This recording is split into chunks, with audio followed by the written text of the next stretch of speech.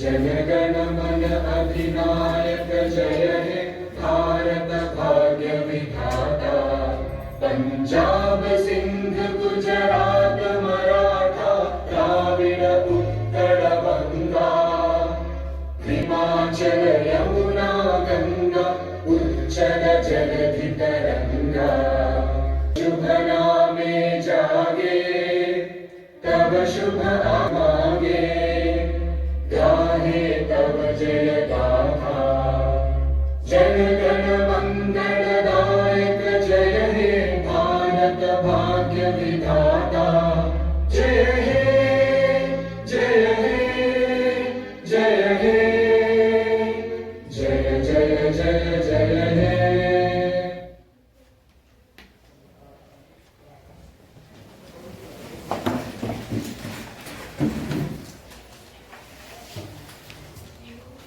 माननीय सदस्य माने दयाकरी गृह शांति श्रृंखला रक्षा करंतु। गृह कार्य आरंभ हैला। काल आरंभ हैला। मान्यवर विधायक दिव्यज्योति पंडा आपण को प्रश्न रखंतु। धन्यवाद।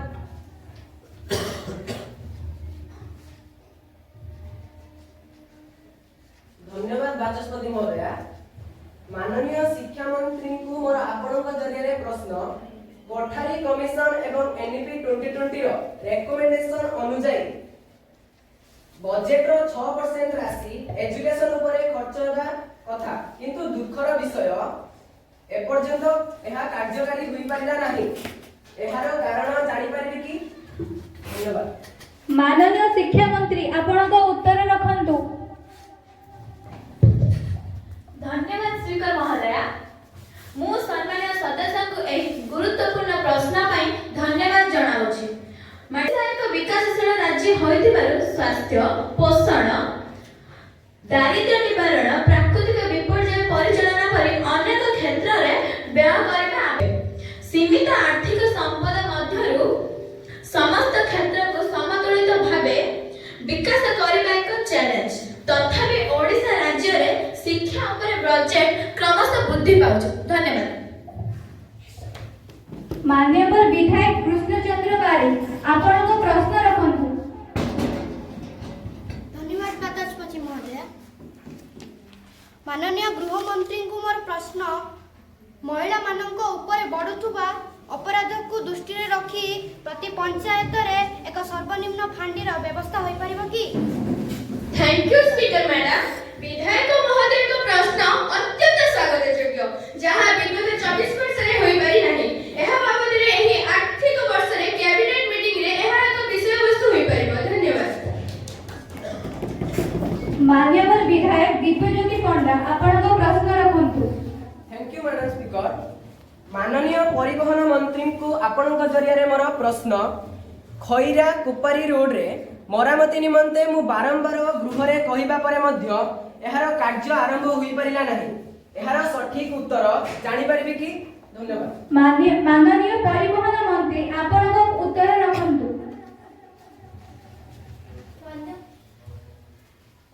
धन्यवाद स्पीकर महोदय। आपण जे प्रकल्प विषय कहिले ताहार टेंडर एग्रीमेंट पूर्वरु सरीछि। एहार कार्य यथाशीघ्र आरंभ हेबाकु मध्य जाउछि। धन्यवाद।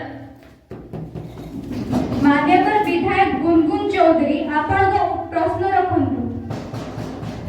माननीय स्पीकर महोदय, आपनक जरिया रे मोर शिक्षा मंत्री को प्रश्न ग्रामीण स्कूल मानकरे शिक्षक अभाव समस्या केबे समाधान हबो? धन्यवाद मैडम। माननीय शिक्षा मंत्री आपण को उत्तर रखंतु। धन्यवाद स्पीकर मैडम। सरकार ग्रामीण और दुर्गम अंचल शिक्षक नियुक्ति प्राथमिकता दिया जायछि।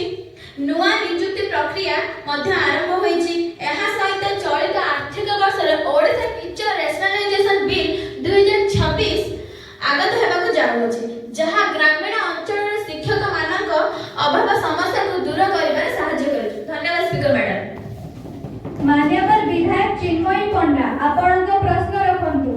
धन्यवाद बाचस्पति महोदया। महिला शिशु विकास मंत्री को मोर प्रश्न जे छात्र मानक सुरक्षा पर स्कूल एवं कॉलेज रे कोन व्यवस्था होई छै? धन्यवाद।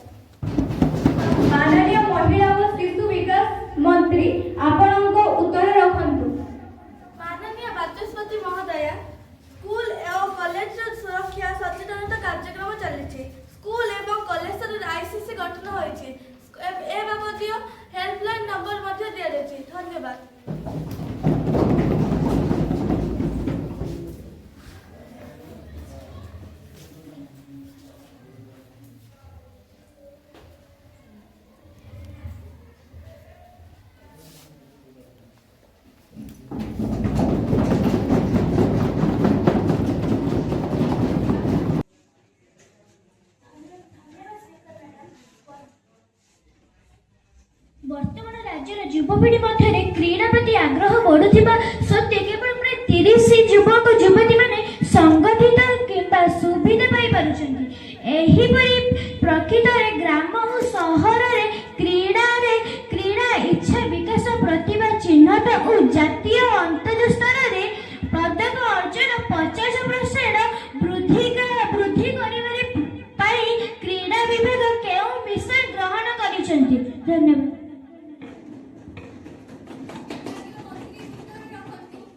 ଧନ୍ୟବାଦ ବାଚସ୍ପତି ମହୋଦୟ। ରାଜ୍ୟରେ କ୍ରୀଡ଼ାର ଉନ୍ନତି ପାଇଁ ସରକାର ଷ୍ଟେଟ୍ ସ୍ପୋର୍ଟସ ଏକ୍ସେଲେନ୍ସ ମିଶନ ଆରମ୍ଭ କରିଛନ୍ତି। ଏହି ମିଶନ ଅଧୀନରେ ପ୍ରତିବର୍ଷ ପ୍ରାୟ 1200 କୋଟି ଟଙ୍କା ବଜେଟ୍ ବ୍ୟୟ କରାଯାଇଛି, ଯାହା ପୂର୍ବ ବର୍ଷ ତୁଳନାରେ 20% ବୃଦ୍ଧି। ଗ୍ରାସରୁଟ୍ ସ୍ପୋର୍ଟସ ଇନଫ୍ରାଷ୍ଟ୍ରକ୍ଚର ମିଶନ ମାଧ୍ୟମରେ 80% ଗ୍ରାମ ପଞ୍ଚାୟତ ମିନି ଷ୍ଟାଡିୟମ ନିର୍ମାଣର ଲକ୍ଷ୍ୟ ରହିଛି। ଏହା ସହ talent identification and high performance training mission ଅନୁଯାୟୀ ପ୍ରାୟ 20,000 ଯୁବକ ଖେଳାଳିଙ୍କୁ ବୈଜ୍ଞାନିକ ପ୍ରଶିକ୍ଷଣ, ଖେଳ ସାମଗ୍ରୀ ଓ ମାନସିକ ଛାତ୍ରବୃତ୍ତି ଦିଆଯାଉଛି। ମହିଳା କ୍ରୀଡ଼ାକୁ ଉତ୍ସାହିତ କରିବା ପାଇଁ ୱିମେନ୍ ଇନ୍ ସ୍ପୋର୍ଟସ ମିଶନ ମାଧ୍ୟମରେ ମହିଳା ଅଂଶଗ୍ରହଣ 40% ବୃଦ୍ଧି କରାଯାଇଛି। ଏହି ସମସ୍ତ ପ୍ରୟାସର ଫଳରେ ଆସନ୍ତା 5 ବର୍ଷ ଜାତୀୟ ସ୍ତରରେ ପଦକ ସଂଖ୍ୟା 50% ବୃଦ୍ଧି କରିବାକୁ ସରକାରଙ୍କ ଲକ୍ଷ୍ୟ ରଖିଛନ୍ତି। ଧନ୍ୟବାଦ।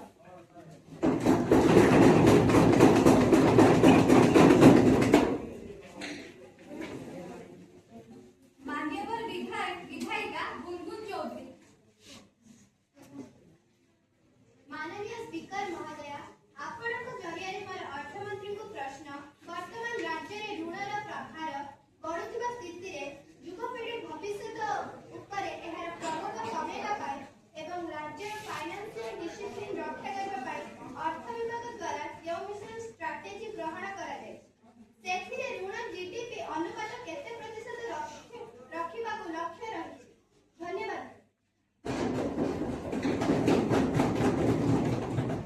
विभागीय मंत्री उत्तर रखନ୍ତୁ।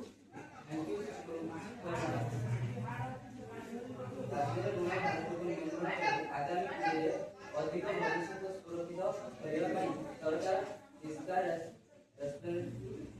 मैनेजमेंट आरंभ कर मिशन अनुसार राज्य आरंभ कर